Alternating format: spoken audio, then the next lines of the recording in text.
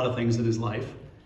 He co-founded and co-led a company called Continental Cablevision, which became one of the largest and best-run cable TV companies in the United States. He later became a lecturer at Harvard Business School. And then in 1985, he moved to Stanford Business School, where he was a lecturer. Irv created, or is credited with being part of the creation of search funds. That's why we're here today. And so, Irv, tell us about that. How did that all get started? Well, it just came right out of my brain. That's what some people say, and that's absolute nonsense. It actually evolved around me.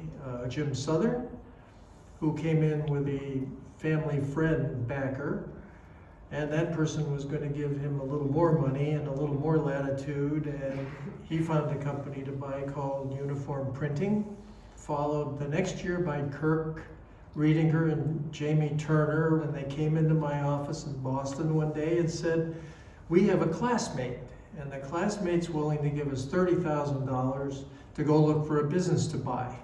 What do you think of that idea?" And my reaction was, I hadn't heard of anything like that before.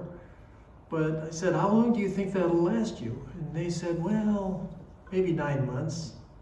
And in my consummate wisdom, I said, "Oh, that's not nearly enough. You'll need at least 15 months, which was wrong. As we all know, history has shown that it generally takes longer than that, up to 2 or 2.5 years sometimes. And so I said, "Why don't you raise some more money?"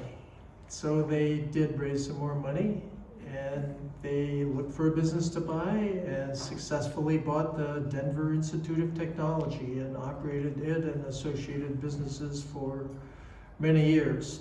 And those were in, I believe, 1983 and 1984, approximately. And then in the 80s, the rest of the 80s, there were only a very few so-called search funds as they came to be known.